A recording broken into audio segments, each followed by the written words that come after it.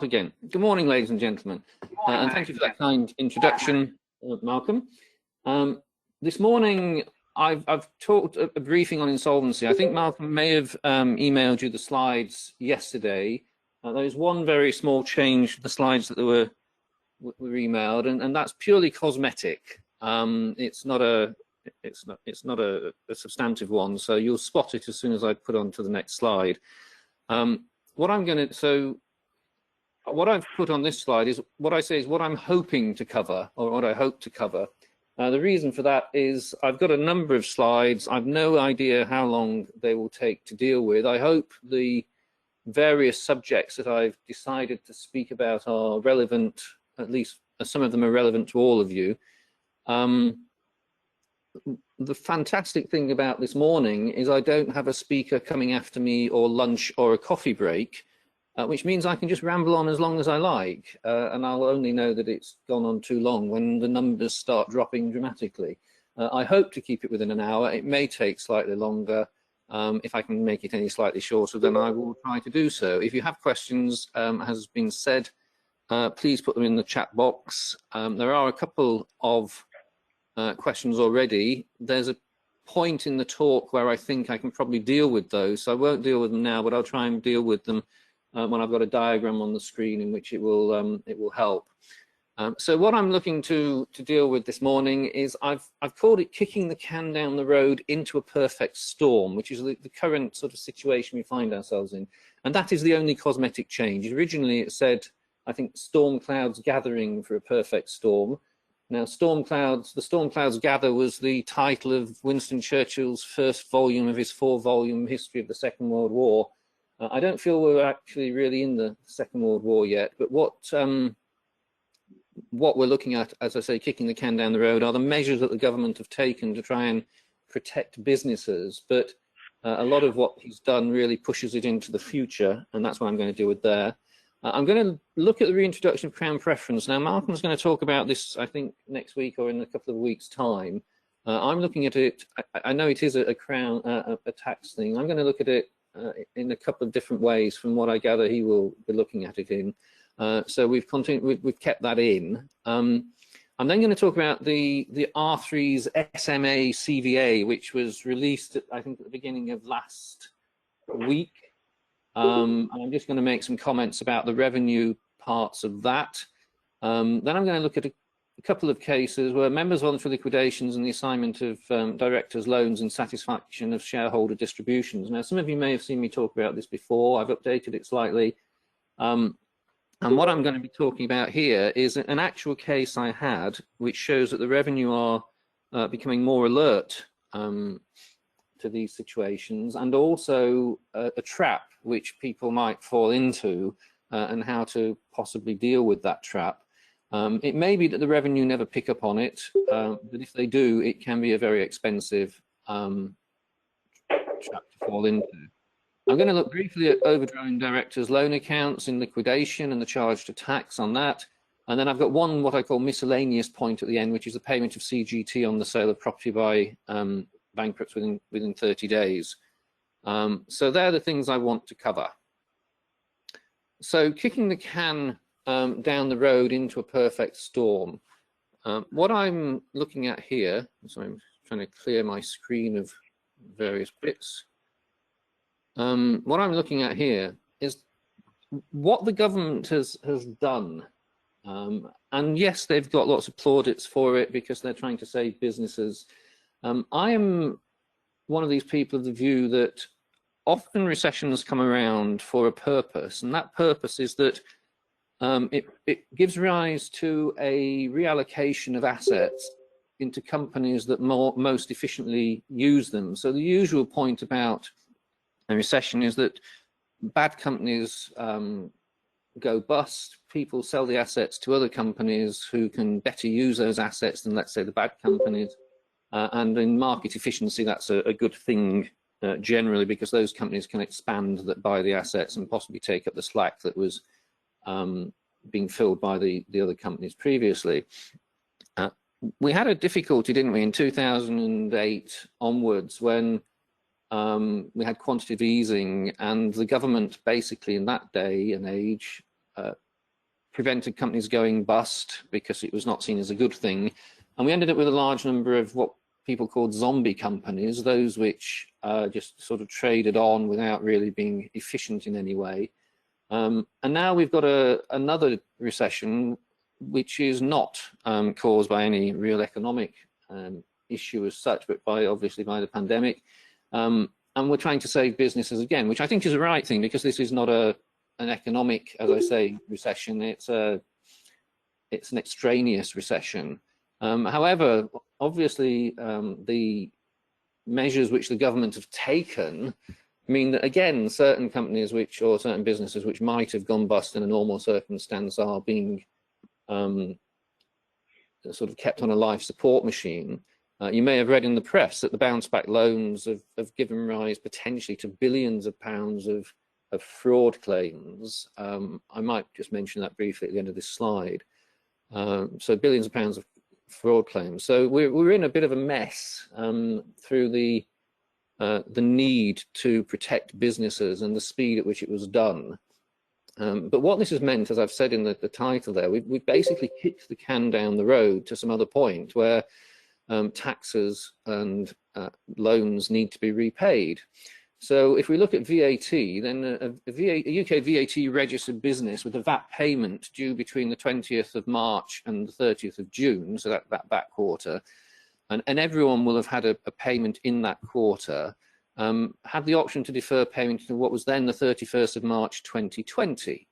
In the last statement by the Chancellor, he said that those people who had deferred could then effectively pay that in, I think it's 11 or 12 instalments to the end of March 2022. So I think he spotted that he pushed a payment forward, and that payment was going to be due when other payments were due, and we're going to have this as what I call a perfect storm. So people can elect to pay by instalments after that time. But it still means on the 31st of March 2020, or in that quarter, VAT will be payable in the normal terms on the VAT that was due, and the deferred one will either be due before the 31st of March 2020, or we can defer it further by instalments, but there will be money payable. If we look at income tax for individuals, then what he did there was to say that the payment on account, which was due on the 31st of July, could be deferred until the 31st of January. But if you look at that, what that meant is that on the 31st of January 2021, you will need to pay the 31st July payment on account, the top up for the year that the payment was made, and the payment on account for the following year. Now, as I said there in the slide, it is perfectly possible that depending upon your accounts finished and when it's due, you'll have to pay the 31st July. The top up could be of profits that were made prior to March this year, so therefore they're not reduced in any way. So you'll have a big top-up payment for, if you've had increasing profits, and you'll also have to pay the payment on account, which may not be reduced depending upon when your accounting period ended, and it could still be on the pre-March profits that you have to pay that payment on account. It's only the accounts that have started effectively and have been affected by the 31st of March following, or 23rd of March when lockdown started following, that will affect the payments on account. But that won't happen until a year and a half sort of in the future. So we've got potentially big payments on the 31st of January. We've got potentially large payments of VAT on the 31st of March. I've also mentioned that what the government has announced is also that if you are behind with your tax, you can get a time to pay online. And if you put the details in, as long as it's less than £30,000, there'll be an online facility. So you won't have to actually speak to anyone at HMRC. It will automatically be processed. If it's more than that, then you can speak to the revenue and do it on a case-by-case basis. But I'll probably talk a little bit about time to pay in a minute. So you can do it on a case-by-case basis. If we look at corporation tax and PAYE, there was no specific scheme for corporation tax and PAYE, but generally the revenue have been sympathetic to a 3-month deferral. And you'll notice that, as I said on the slide, companies pay tax 9 months and 1 day after the end of the accounting period. I'm talking about small companies here, so 9 months and 1 day after the end of the accounting period. A lot of companies have their accounting periods end on the 31st of March, which means that corporation tax was potentially payable on the 1st of January 2021. If you had quarterly payments for corporation tax, then you've been paying in advance and possibly you can get some money back. But if we look at what's going on in a tax point of view, you've got potentially VAT in the normal quarter plus the deferred payment before the 31st of March. You've got income tax 31st of January, which is the 31st of March catch-up payment, the 31st July deferred payment on account, the 31st January catch-up payment, and the 31st January payment on account for the next tax year. You've got corporation tax, which a lot of companies have their tax payment either on the 1st of January or the 1st of February. PAYE, people might have got time to pay arrangements, but they still have to pay for that. And they'd have to keep up to account with your PAYE, otherwise with your time to pay, otherwise it all becomes payable at once. And then we've got the B word down at the bottom, Brexit. Now, you may have read that we might be leaving with an Australian trade agreement, which apparently means no trade agreement. And that's on the 31st of December, we get in the transitional period. So all I'm saying is that people have said, you know, where are all the insolvencies? And the answer is they're at Christmas this year, just about, when all these tax payments become due. Now, it's perfectly possible that the revenue and the government spot what's going to happen, and we may have more time to pay, we may get more deferrals, and we will kick the can a bit further down. But for companies or businesses that aren't making large amounts of money because they keep going into lockdown and told they can't do business, etc., there is going to come a point pretty soon where the government are going to need the tax money, and people won't generally have time, the ability to pay it. So from a tax point of view, there is this perfect storm, which with everything else, I think is likely to tip a lot of companies over the edge. I've mentioned time to pay.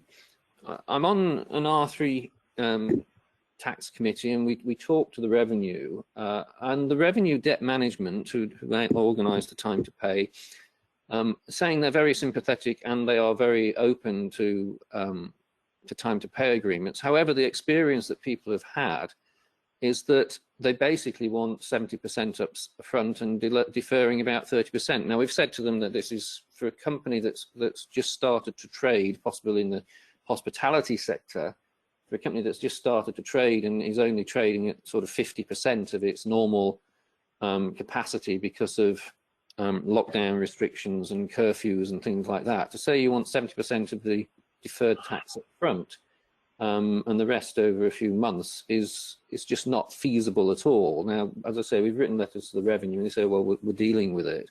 And the other experience is that although it's on a case-by-case basis, a friend of mine who's been dealing with the revenue recently has said that you're as much likely to get a time to pay, or you're likely to get the same time to pay agreement if you're in the hospitality or if you make masks.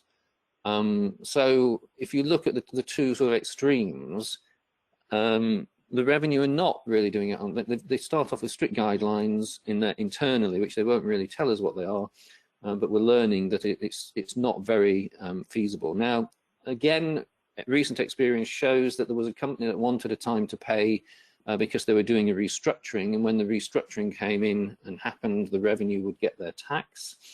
The revenue refused it, but they took so long negotiating the time to pay, and the revenue didn't enforce payment, such that the restructuring occurred and they could pay the tax without ever really having a time to pay. They were just behind on paying the tax. So one of the tactics might be to just enter into long negotiations, and if the revenue aren't collecting, then you effectively get a time to pay. But I'm not sure I really said that. I mean, that's just a way of potentially going forward. Now, I've said at the bottom, possibility of leaving with an Australian trade agreement. This is from The Guardian. I'm not necessarily a big Guardian reader. I try to read all papers if I possibly can to get an idea of what's going on. But this was someone in The Guardian, I think yesterday or the day before. Downing Street started using the term at the beginning of the year as a more palatable shorthand for no deal. And it's true that the EU has no trade agreement with Australia, so if we have an Australian agreement, it's no agreement at all. I like the way that they say it'd be more accurate to describe it as a no deal, as an Afghanistan-style arrangement, given the lack of formal cooperation in that trading relationship. But I just put that up just for sort of more amusement purposes than anything else. So if we look at it generally, an individual, VAT payable on the 31st of March 21, deferred payment, the usual VAT in the quarter, depending on when it is payable. There might be some possible of some deferral. Income tax 31st of January that should be 2021, not 2012. Apologies for that. Payment account for July 2021, top-up payment for accounts ending before the 6th of April 2021, possibly at pre-COVID-19 levels. First payment on account, PAYE if there's been a time to pay in the business. Brexit, I can't see into the future like everyone else, but what has occurred to me is there a possibility of higher prices due to import tariffs. Therefore, pressures on margins or higher prices passed on to consumers. We'll have lower turnover due to potentially higher prices and reticence to spend. And this is the customer point of view. So reticence to spend due to customers feeling the threat of redundancy. There's the question of, will we spend before Christmas if everyone thinks they might be out of work after Christmas? So we will wait and see. But that is the perfect storm as I see it. The final bullet point there, JRS, the Job Retention Scheme, did they get it right? Well, all these measures that the government have brought in to help businesses required people to do all sorts of calculations. And again, I was on a call with some other insolvency tax people the other day, and someone pointed out that they'd been auditing job retention schemes payments in companies and businesses, and they said, has anyone else yet found anyone who's got it right? Which is quite a frightening statement, but the chances are that many people who did it, they'll be close, but they probably won't be right. And if you want to find a mistake, I'm sure the revenue can do it if they really want to, because they are very complex or quite complex calculations that need to be done. So there's possibility for everyone to get an inquiry if they've had job retention scheme payments. And bounce back loans, on one of the tax websites I was looking at the other day, it appears that you had to be in business you had to be established before the 1st of March to 2020 in order to get a bounce back loan, and then you had to certify what your turnover was, and you could have £50,000 up to a quarter of your turnover. And someone pointed out that after the 31st of March, it was almost impossible to buy an off-the-shelf company that had been established before the 31st of March, because all the fraudsters had come in, bought the off-the-shelf companies that had been established, self-certified that it was 50 grand that they could have, even though there were no accounts and the company had never traded. And the banks just pumped it out, and heaven knows where that money's gone now. Some people have actually said that the increase in house prices is possibly being financed by deposits paid out of bounce back loans. So as insolvency practitioners, if people are getting struck off or getting their companies struck off, one person said it was perfectly possible to get a bounce back loan and then just pay it out to directors as a bonus and get the company struck off. So that's the sort of thing that people have been doing, and that's the sort of thing that I think insolvency practitioners are going to have to be looking for to see when these companies are struck off, liquidated or whatever, just what the circumstances were and whether that money is actually recoverable on behalf of creditors, banks, etc. If we look at companies, then the same issues arise. VAT on the 31st of March, deferred payment, and the usual VAT quarter, depending possibly when it is. Corporation tax possibly on the 1st January, for corporation tax payments for the year end 31st of March. Now, if your corporation tax payment is for the year ending 31st of March, the chances are that that was a profitable period and wasn't affected by COVID, or was only just starting to be affected by COVID. So you're going to have a large corporation tax payment based on business, and you've had income since then which has been been restricted by the ability to do business. If you had a PAYE time to payment agreement, that will need paying. And again, Brexit will possibly give rise to issues, and the job retention scheme, again, did they get it right? So if you want to gear up your business, now is the time effectively to do it if these tax liabilities come home to roost, and it certainly will for a number of businesses and companies.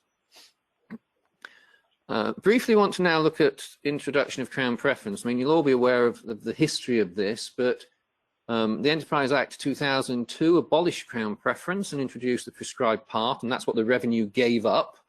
They gave up the Crown Preference to give unsecured creditors a bite of the assets under the under the prescribed part at the expense of the floating charge holders.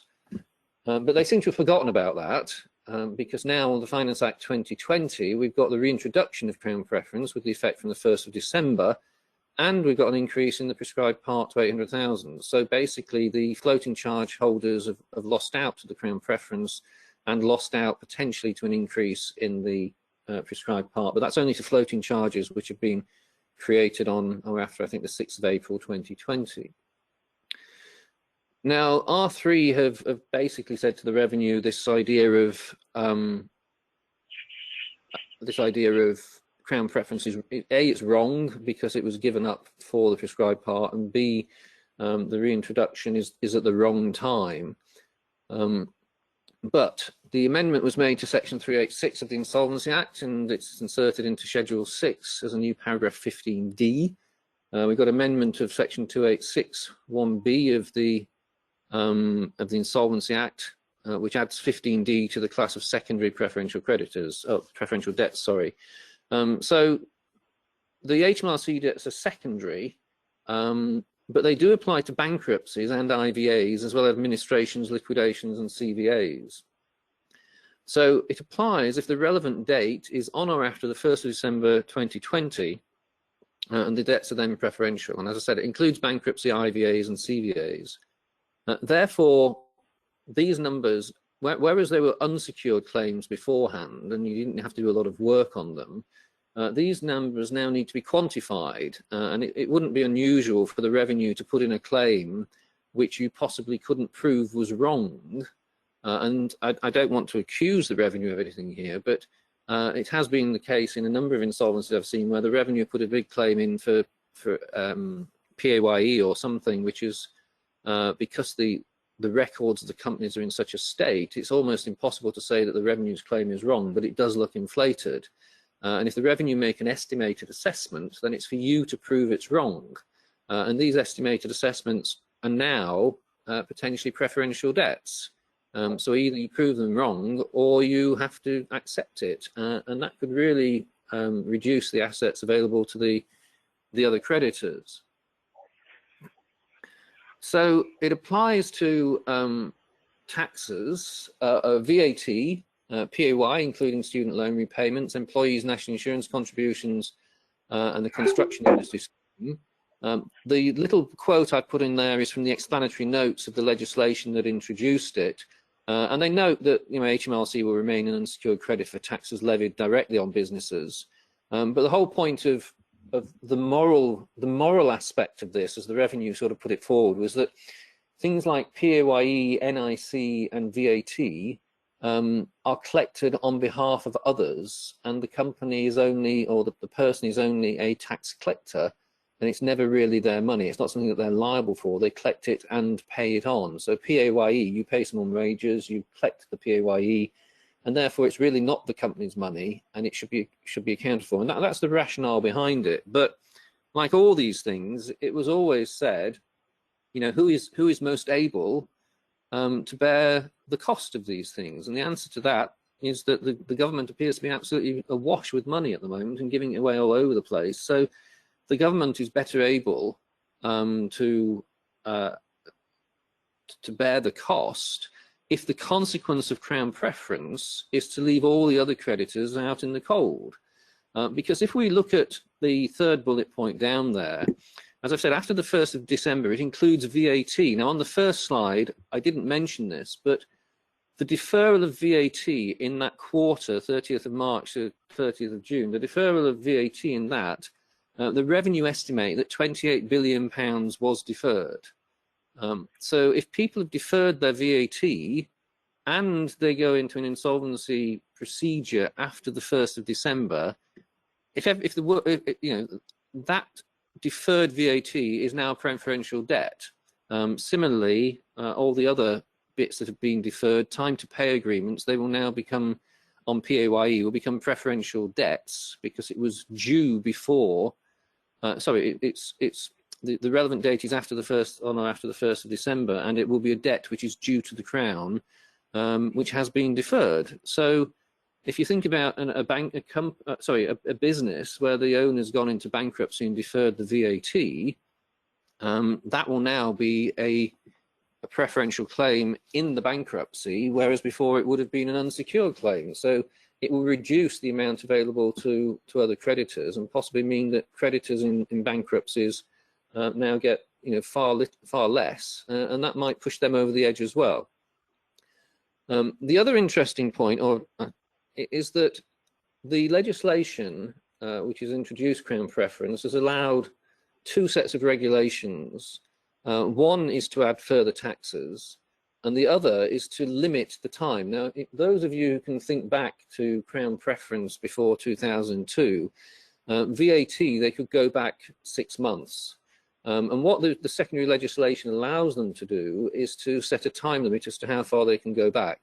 They have not produced any secondary legislation, and as far as I'm aware, they are not intending to produce any secondary legislation. So if a company goes into liquidation and the revenue decide to open an inquiry into something 4 years earlier and decide that tax is payable, a VAT inquiry, and decide that tax is payable 4 years earlier, that will now count as a secondary preferential claim in that insolvency. So there's a lot of scope for them collecting money from a long time ago. I understand there's a case going on where the revenue said that there was what's called a partial exemption method, which they're now saying that the company had negotiated it 9 years ago, but they didn't operate it properly, and now there's 9 years of VAT potentially. And if that was to go under, then obviously the unsecured, the preferential claim will be for 9 years of back VAT. So there's all sorts of issues around this, and as I say, Malcolm's going to talk about it more later, but the further issues, and we discussed this briefly yesterday, that he's not doing it, we're going to talk about, is things that people are looking to do potentially in order to prevent the revenues claim. Now, I'm not going to express a view on the efficacy, or I was going to say legality, I don't mean that, aggressiveness, because I think some of these are quite aggressive. But if you've got a group of companies and they're in a VAT group, then the VAT member is liable. The principal member is liable for the VAT, but all the other members of the group are jointly and severally liable. So if one company was behind with the VAT to the revenue, then all the other companies could have to stump up. And that would affect them. So there's a question of whether we should be degrouping companies from the VAT group and making them all standalone companies, such that the major trading company, which possibly can pay the VAT, is separated from the company that is currently liable for the VAT.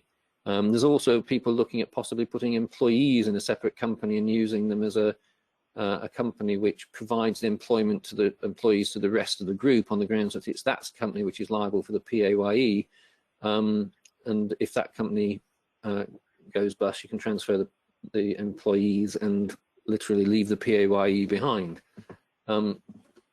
It's noticeable from anecdotal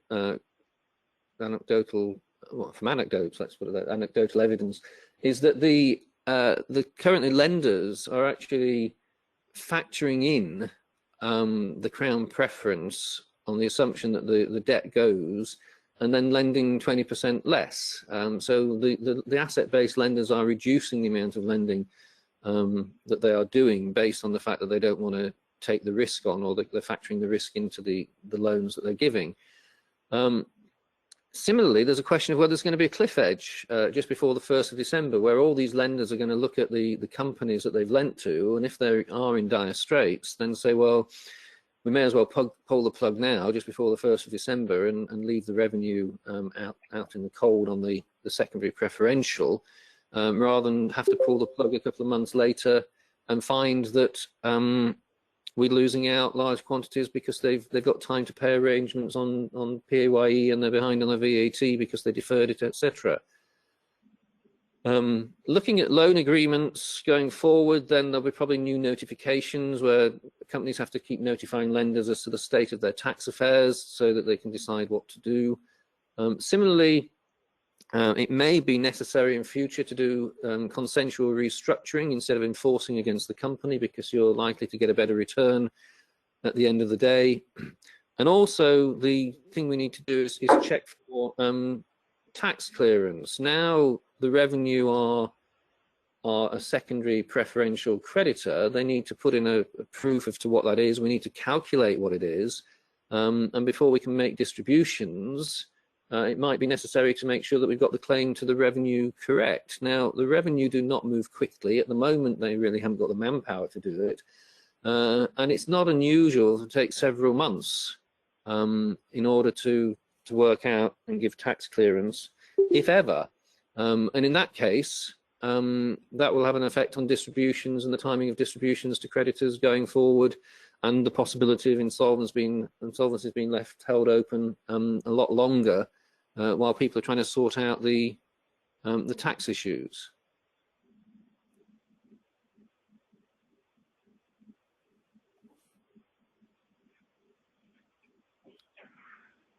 So I've got a question from Guy Hollander here. It should be March 2021, not March 2020. I don't know when that popped up. Well, it actually popped up about 15 minutes ago. I think I'll have to have a look back at that, but I'll do that later. Now I just want to talk briefly about the SME CVA. Now, what this is, as you're probably all aware, because you've probably all received the same emails that I received, is that R3 have, with the help of an academic and some, I think it's Phil Fisher, have produced a standard form COVID-19 CVA proposal with standard conditions. These are based actually on the individual IVA, protocol and conditions which they had, and I put the links there if you want to have a look at them. Or if you want to cut and paste them, etc., into that, if you haven't already found them. What I want to do is briefly talk about the tax aspects, of which there are very few, but are likely to cause issues. So the proposal and standard conditions, in paragraph 70 of the standard conditions, the revenue have said that in order to agree, they want overdue accounts and returns for pre-CVA periods within 2 months. Now, we've talked to the revenue have actually been involved in looking at the SME CVA, by the way, that they were given it for comments, etc.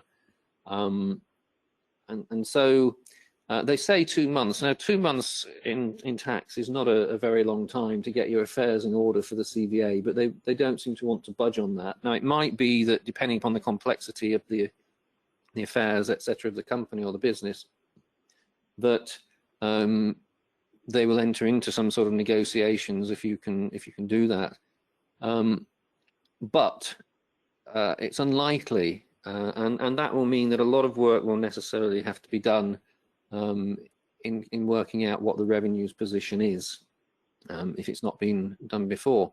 Paragraph 73 is quite simple. It says that tax liabilities on realizations should be paid out of those assets that are realized, if at all possible. The interesting one, and I'm not sure if anyone has any views on this, and that is that what are the tax liabilities to be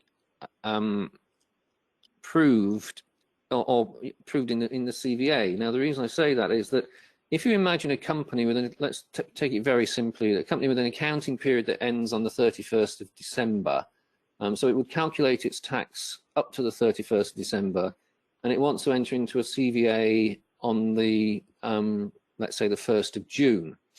Now, the revenue say that the tax in the CVA is the tax up to the 31st of December, because you need to put a tax return in for that, and that is therefore tax that would become due. However, the tax from the 1st of January to the, what did I say, 1st of January to the beginning of June is not tax which is actually due, because that will be in a tax return which will be come in later on. Now, if you think about it, that tax in that 6 months will then become payable as normal tax and not as CVA debt during the CVA.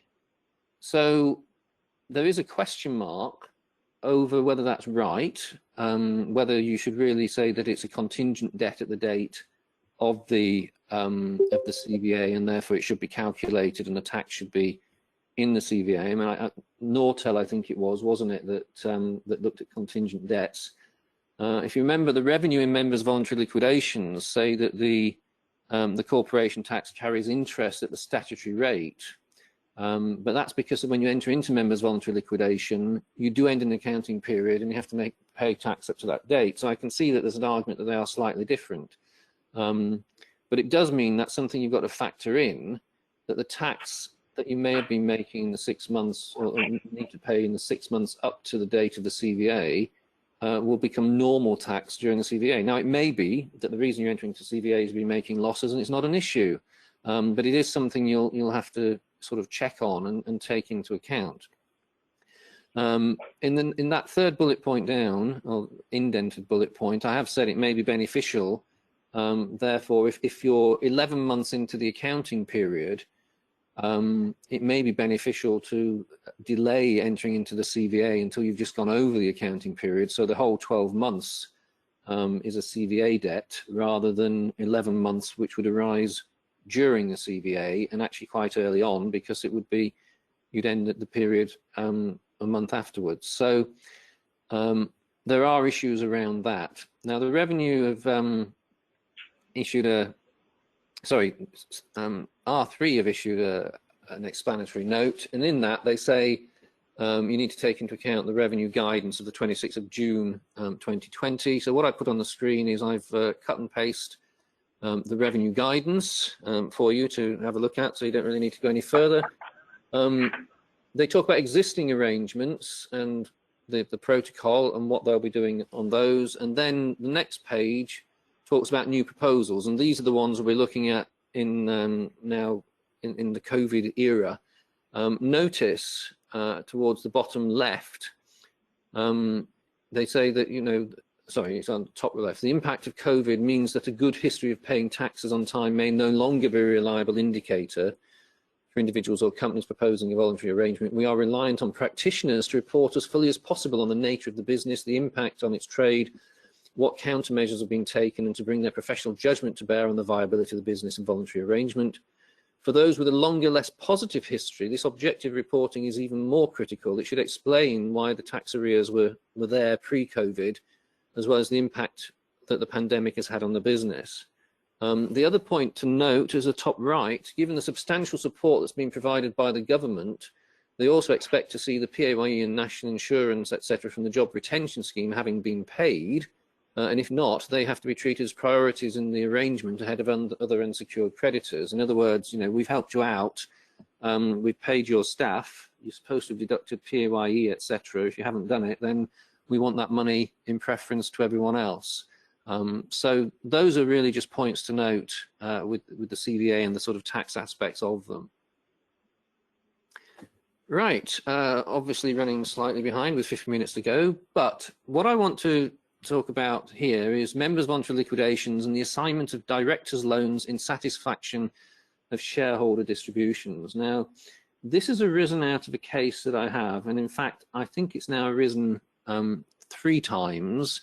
The first one, well, we've managed to bat the revenue off with the arguments that we put forward as to how it was actually structured, but what I want to do is make sure that we don't have those arguments in future. One of the cases we had a very zealous guy from the revenue who kept raising questions that just were irrelevant. And when we said to him, you know, these are irrelevant, or we've answered this question, he did tell us that, you know, he was using it as a learning experience, which was not really what the client wanted to hear. And eventually we managed to convince him that he was wrong. I think some of you may have heard me say this, but we ended up with a conference call where he was in his kitchen and had said that halfway through he might have to excuse himself because he was waiting for some car parts to be delivered. I know that we've become slightly more informal in the way we do things, but when the client's been told there is sort of like £1 million at stake or something like that, to be told that we might have to break into the meeting to go and collect some car parts was not really what the person wanted to hear. Now, what I've set out in this slide is the sort of basic situation. It says if a company is a closed company and the director is a participator, now that's someone who basically is a shareholder or an associate of a participator, which again is a relative, let's say, of a shareholder. When a loan is made to a director, it results in a company being liable to pay an amount equal to what's called the upper dividend, the dividend upper rate for the year in which the loan is made.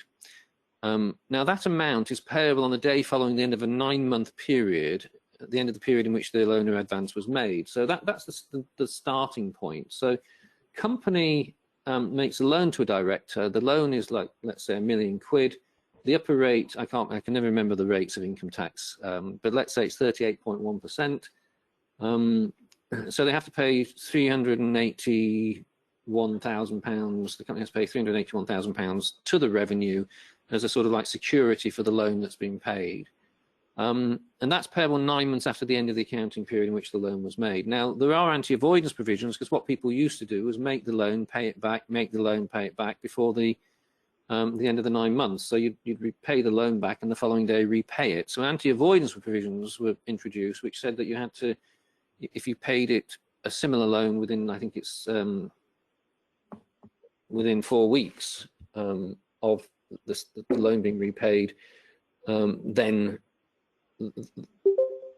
the amount of the tax doesn't need to be the amount of tax will never need to be paid, but now if you pay it within 4 months, you don't get it back.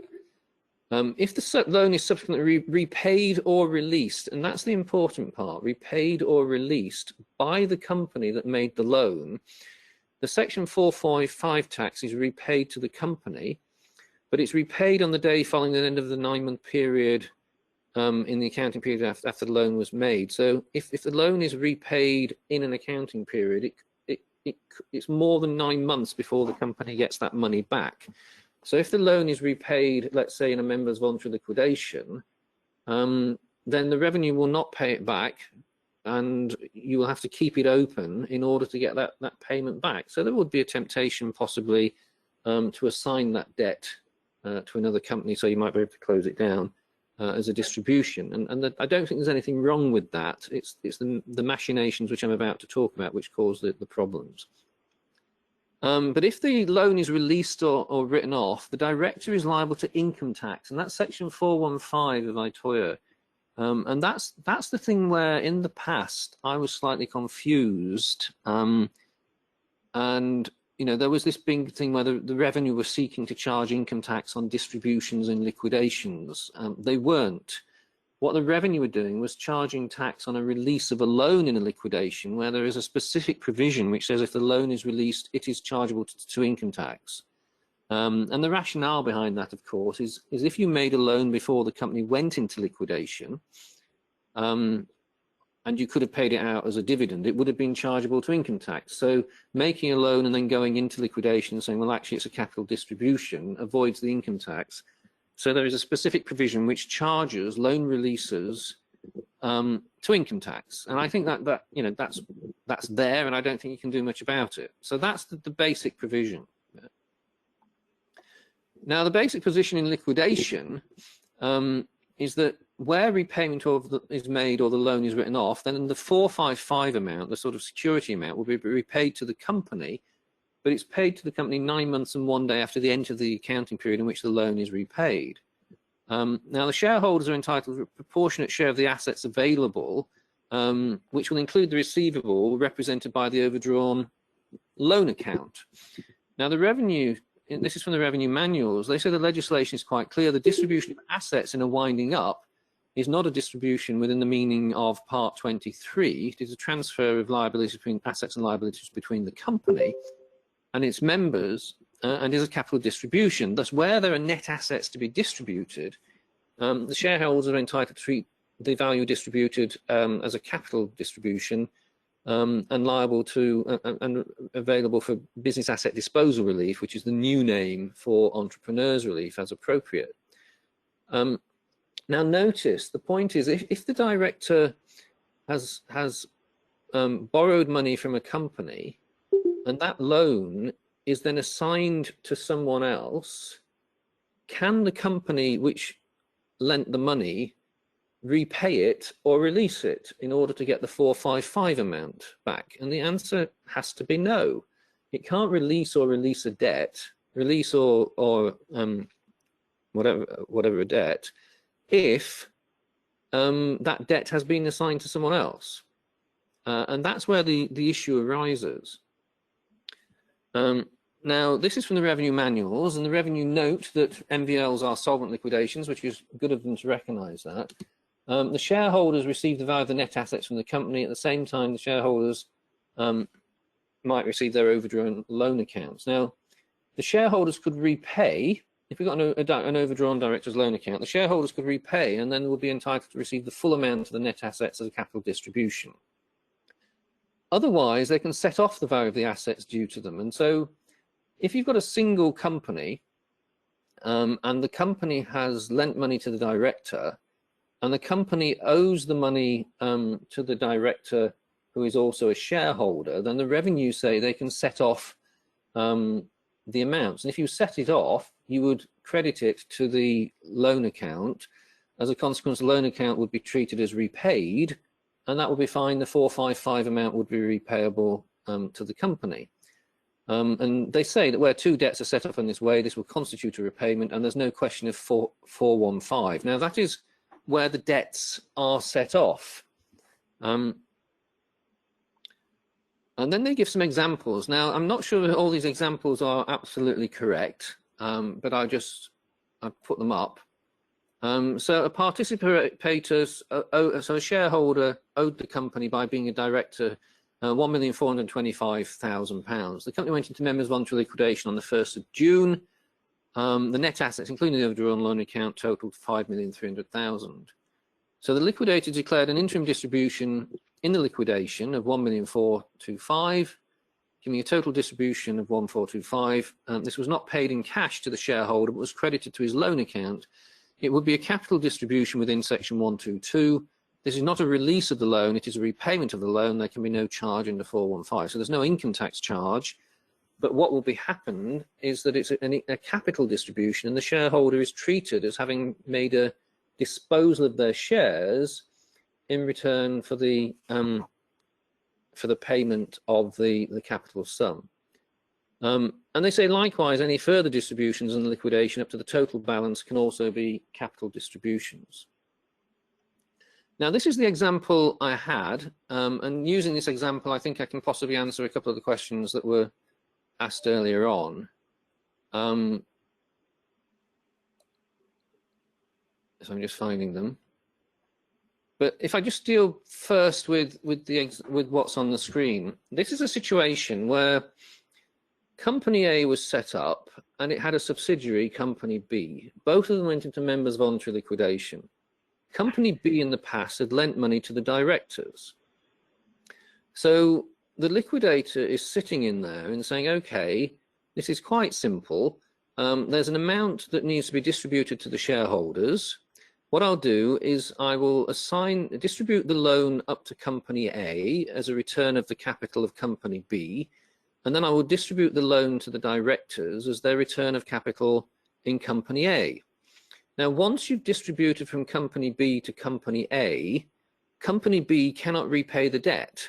So any section 455 amount can't be repaid to the company. You've basically sort of stranded it in the middle of nowhere, and the revenue are not obliged to pay it back because you have to show them that the loan has been released or repaid, and the loan hasn't been repaid because it goes up to company A, and it hasn't been released because it goes up to company A. Now, in this situation, because of the way the paperwork worked, we managed to convince the revenue that what we actually had was a tripartite agreement whereby effectively the directors agreed to repay the loan in consideration for the liquidator agreeing to pay the capital to A in return for the liquidator of A paying the loan, the capital sum back to the directors. So it all go around in a circle, in a triangle, in a tripartite agreement. Now, our inspector, who had obviously done double entry bookkeeping, said, "Who pays it first?" And the answer was, "What do you mean, who pays it first?" And he said, "Well, in order for the money to go around in a circle, the money has to start somewhere. So does a director pay it?" And I said, "Well, are you suggesting that you make a single entry in your double entry, and then you make a double entry, and then the last person makes a single entry to complete the triangle?" I said, it's a document which says that they all agree to do it. So on signing the document, each person is deemed to have paid the other simultaneously, and there's no need for any money to pass around. Eventually, he managed to agree that after his car parts had arrived. But the point is, this is not the point that people often recognise. It's so simple to just distribute the things around and then say to the revenue, "Can we have our 455 amount back?" And say, "Well, where's the proof of release or repayment?" So, well, the directors have got the money back, so it must have been repaid, yet, but not by company B. They assigned their debt to someone else. So the way possibly I would do this is you enter into tripartite agreement as we did. Alternatively, you have things called what I used to call distribution warrants, where the parties agree to set off the various amounts against each other. Now, before I move on to the next slide, I just want to answer the couple of questions that were asked. One of the questions was, is a capital distribution in a member's voluntary liquidation to a holding company treated as if it were franked investment income, i.e. not taxable? If not, what is the tax treatment? So if we take this example where both companies in members voluntary liquidation, if we assume that company B has capital to distribute to company A, then what happens is that it becomes what's called a capital distribution under section 122 of the TCGA 1992. And company A is deemed to dispose of its shares in company B for the capital sum that it receives from company A. Now, the reason for that is that when a company goes into liquidation, it's deemed to lose beneficial ownership of its assets. And it's recently been confirmed in a Court of Appeal case called, I think, Farkey, a couple of last month or so, that the Court of Appeal seems to think that a company loses beneficial ownership of its assets when it's in members' voluntary liquidation. So it's degrouped for these purposes. So what happens is that, let's say company A acquired the shares in B for £100 and the capital distribution is £1,000, then A will be deemed to dispose of its shares for £1,000. It acquired them at 100, so A will have a capital gain of £900 on which it will need to pay tax, unless it's got losses or other things like that. If you'd have paid that money up before both companies went into liquidation, it would be an income distribution, and no tax would be payable. And I have seen this in the past. Many years ago, a large group had decided to put a number of their companies into members voluntary liquidation, and they suddenly realized that they got large cash sums which needed to be distributed through the group. And I remember speaking to someone at the company and saying, you know, you do realize that this large sum of money will cause a capital gain on which you will be taxable. And I said, you know, what we can do is go to the court and we can ask for the members of voluntary liquidation to be stayed, in which case we go to Companies House and it's stayed for a period. And while it's been stayed, we can then pay an income distribution up to the company, because it's back in the group. And, you know, it's a little vague in the law in this area, but, you know, arguably it's back in the group because it's not in liquidation anymore. Because it's been stayed, you pay your income distribution, then the stay finishes and you're back to where you are, but you've got the cash out tax-free. Now, obviously, a stay is a discretionary remedy in the company's court. I've got 3 stays in these situations in the past, so it is possible, but you have to get your ducks in a row as to why. And in the case I had there, we didn't actually go for a stay. Because they were embarrassed that they'd managed to put it into members voluntary liquidation, but they got lots of capital losses that they could use, and they didn't want to tell anyone that they put it into members voluntary liquidation by accident without having sorted this out, and so they'd use their capital losses up, so no one had to know. But that's the answer to that question. The next question, briefly, was is it possible to capitalise a capital gain when transferring a property to a wholly owned subsidiary, and if so, how? I think the answer is no, because even if you're in liquidation, the capital gains tax legislation says the liquidation does not break a group, and therefore the capital gains tax provisions continue to apply, and a transfer between a company and its wholly owned subsidiary are within section 171 of the TCJA, and therefore it goes across at no gain, no loss, and there's no way around that as far as I can see. I'm now just going to do with, I realize I've 2 minutes over. I'm going to look at this. It's quite quick, but it's something that people either A, get wrong or turn a blind eye to, I suppose is, I don't want to put that too lightly, but turn a blind eye to, and even the revenue in a sense of what's right or wrong in a liquidation. So for example, the position in solvent liquidations and dissolutions, and this is from the Revenues Manuals, Corporate Tax Manual 61560. The liquidator should seek repayment of any loans, or if repayment is not made, should write off or write off any outstanding loans. Now, I'm not sure that liquidators should just go around writing off outstanding loans. They should actually try to recover them.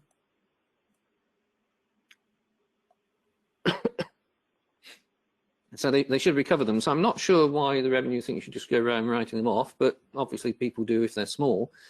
When the whole or part of a loan is written off, section 458 relief will due. Now that's the repayment of the section 455 amount, because if you remember, 455 amount is repayable where the loan is released or repaid, and if it's released, then the amount is comes back.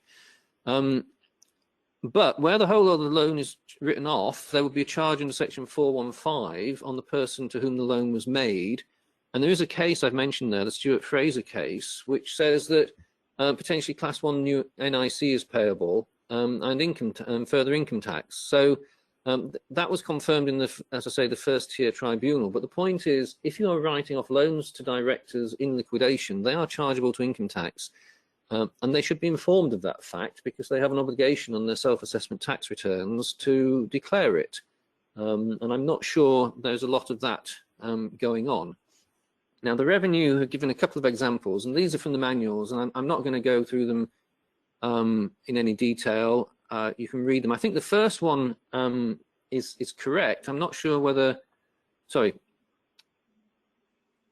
So they are correct, and as I say, it talks about the section 415 amount, which is the income tax which the director is charged on. So there are a couple of examples there, which I'm just going to let you read at your leisure. They're taken from the revenue manuals. I don't warrant that they are totally correct, and I think one of them is slightly wrong. But what the revenues say is that if the loan is irrecoverable, it may be that tax has not been paid under 455. If the company goes into liquidation before 9 months after the end of the accounting period in which the loan was made, then the revenue apparently, I think, would be a creditor for that amount. And I don't think that the 455 amount is a secondary liability in any sense. It is a liability on the actual company.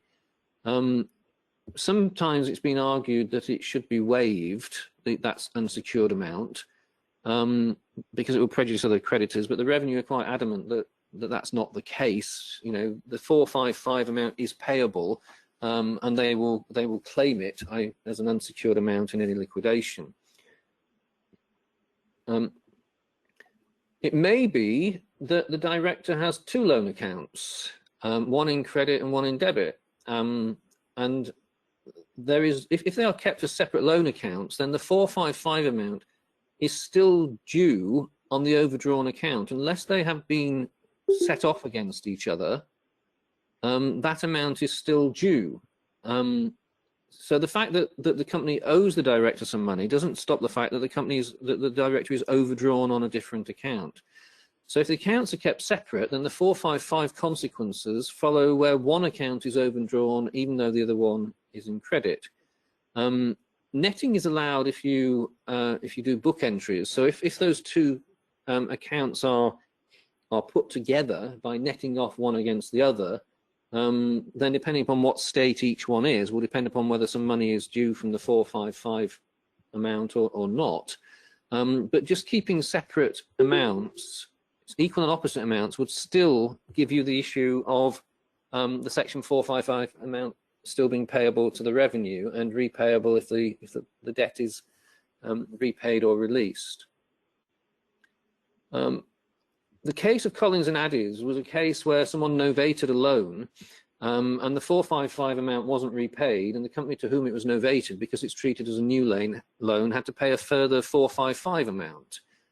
So a total disaster in fiscal terms. Now the law has been changed a bit since then, but what the revenues say here is that if the debt is novated, it's been released, and a new debt has been applied, and depending upon the facts, the 455 amount might need to be paid on the new amount advanced, but it will be repayable on the amount that was released. But they do say that on assignment, and this is the one that cropped up on the example which I did a diagram for, relief under 458 may or may not be due in the case of an assignment. It all depends on the facts. Has the loan from the close company actually been repaid, or is it still outstanding from a different debtor? How exactly is it that the original debtor no longer owes the money? So, as I say, that is an issue. Now, I've just been asked a question. If 455 is an unsecured liability, but the loan is then written off in the liquidation, i.e. 455, can the two be set off, i.e. no 455 payable? To be honest, I don't know the answer to that question, but I think if we look at, well, I mean, the date of set off is the date of the relevant date, isn't it, where we put our things together. That date, the debt hasn't been repaid. So I would imagine the answer is, from my assumption of first principles of set off, is no. But I think you would probably want to negotiate that if the company's, I mean, actually, no, you wouldn't want to negotiate. You wouldn't. You want your 455 back to generally pay the creditors, including the revenue as an unsecured creditor, rather than it be set off, which means it goes all to the revenue and not to the unsecured. So I don't actually know the answer to that, but off the top of my head now, because the relevant date is the date for calculating insolvency set off, and there wasn't a debt due back to the company at that date, because it might be that the loan was never repaid, and it might not even be released. I mean, it could just be a something outstanding at the end, but it doesn't seem to me that set-off would apply, but I'm not warranting that, and my PI policy is not on the line for that at the moment. But anyway, that's an actually very interesting question, and I shall have to think about it a bit more. But my off the top of my head answer is possibly not, but I don't think the revenue would be overly impressed. And there's other sort of Crown set-offs, but I doubt they'd release the money, and whether it would be worth suing them to get it is unlikely. So as I say, that's a very interesting question, and I will have to think about it a bit more.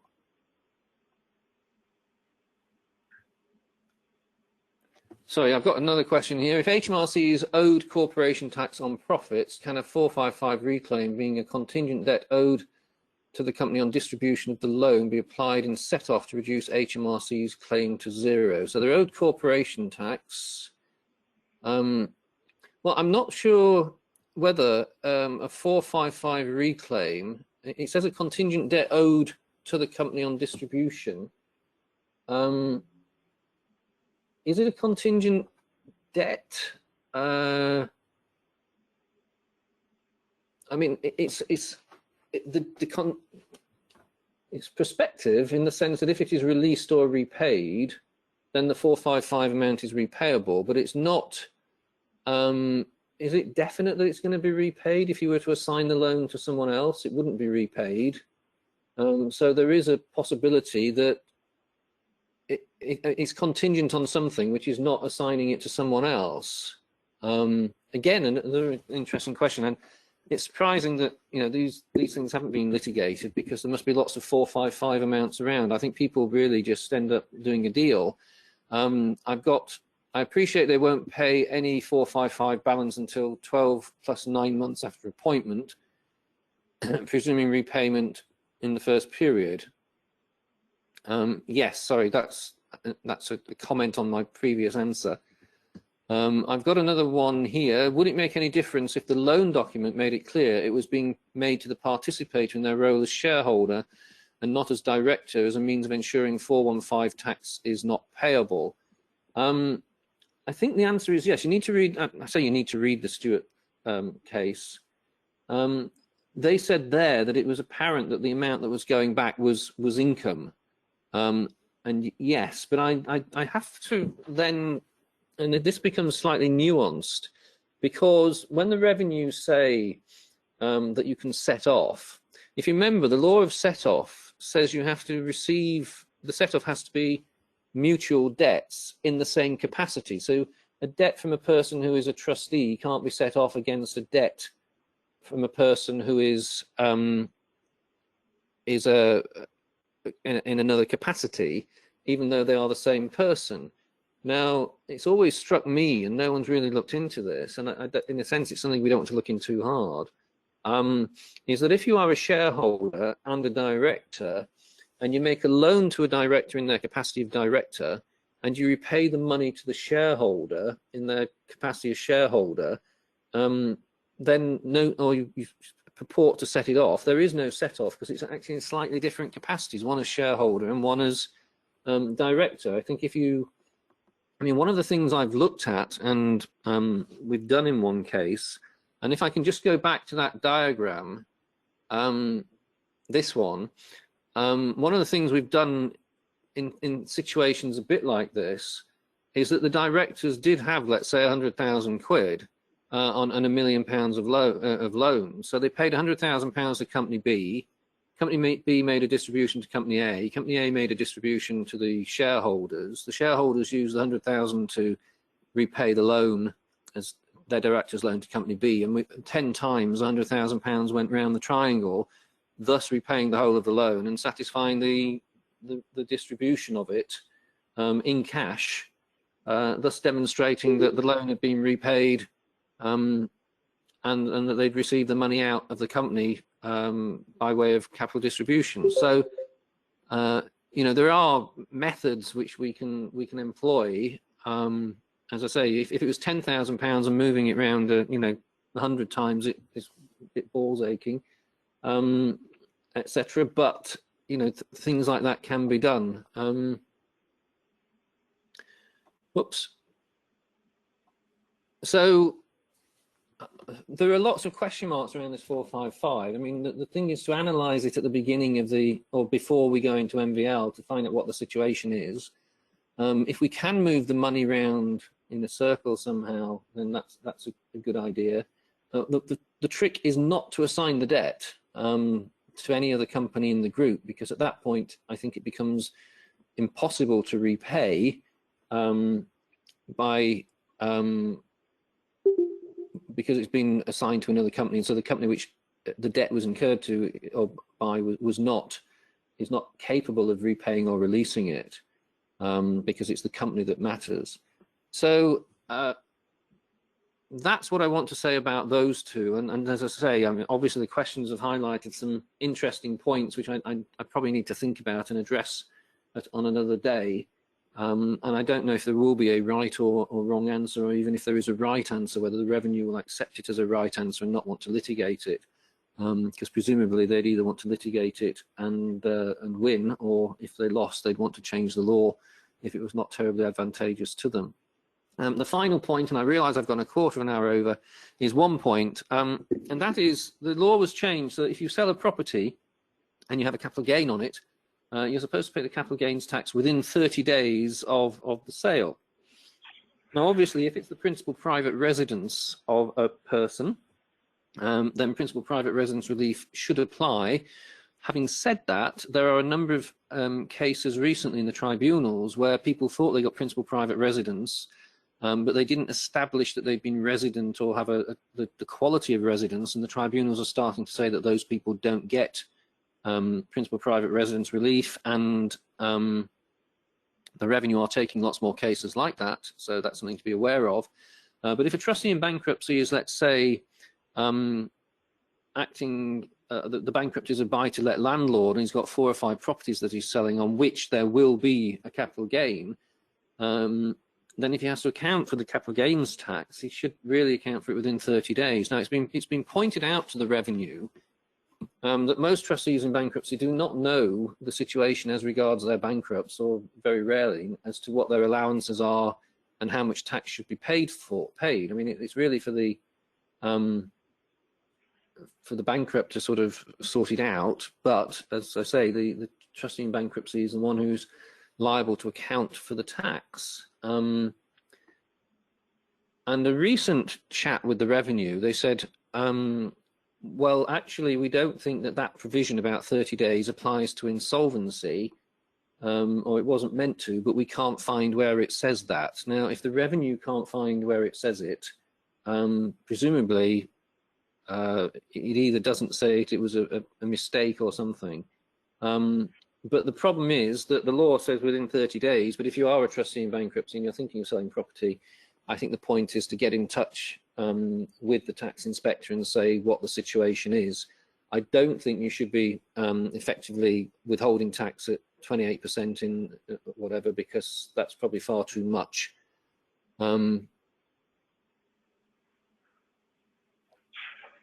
No, and I've been asked whether it's the date of exchange or completion. Now, capital gains tax says the date of disposal is the date of exchange, not completion, but I think that the 30 days runs from the date of completion, not from the actual date of exchange, the date of disposal. Similarly, in the same way that stamp duty is on completion or practical completion or whatever it's called as well. So I think it's 30 days from completion, not from the date of the contract. So there we